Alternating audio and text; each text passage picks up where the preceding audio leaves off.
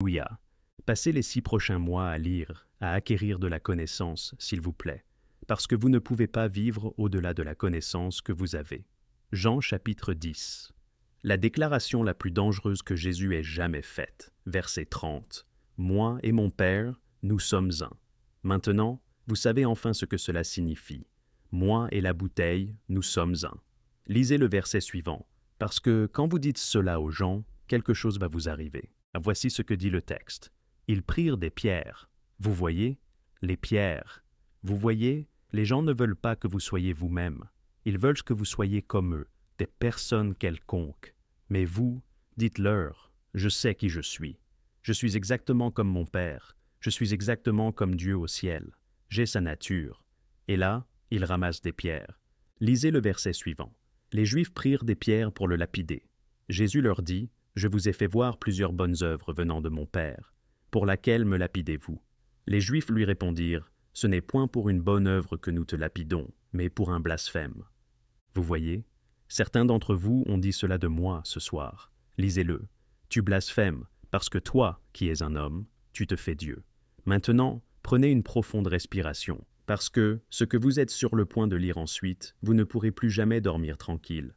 Et Jésus répondit, n'est-il pas écrit dans votre loi, j'ai dit, vous êtes des dieux? Alors, vous pensiez que c'était juste dans l'Ancien Testament, hein?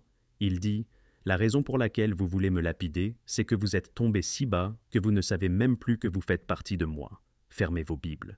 Dites à votre voisin, c'est fini, il est trop tard maintenant, je sais qui je suis. Il y a certaines choses que vous ne ferez plus, il y a certaines choses que vous ne pouvez plus faire. C'est en dessous de votre nature divine, comme le péché. Alors, la prochaine fois que quelqu'un vous invite à enfreindre les lois de Dieu, dites-lui, je ne peux pas faire ça, ce n'est pas à ma portée. Cela signifie aussi que chaque personne que vous voyez autour de vous est l'image de Dieu. Alors, quand vous les voyez, vous devez les honorer. Si vous voulez aimer Dieu, il est juste là. Vous voulez embrasser Dieu ce soir? Donnez-lui un bon câlin.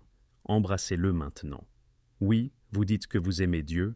Montrez-lui un peu d'amour maintenant. Serrez-le fort, donnez-lui un bon câlin.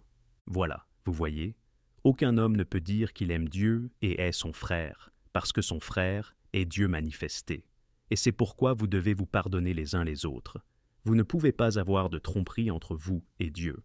Vous ne pouvez pas blesser Dieu. Vous ne méprisez pas Dieu. Vous ne maudissez pas Dieu. Vous n'ignorez pas Dieu dans le hall. Vous ne faites pas de préjugés contre Dieu.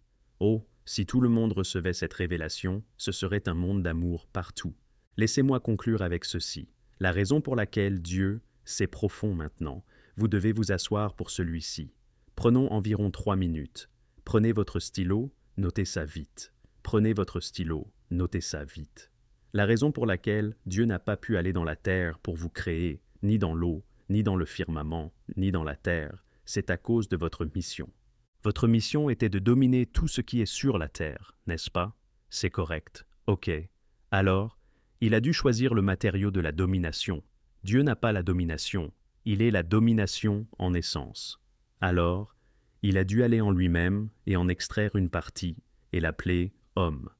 Puis, il a dit à l'homme, domine la terre. C'est pourquoi vous détestez être dominé par qui que ce soit, parce que vous êtes l'expérience de la domination, vous êtes le matériau lui-même.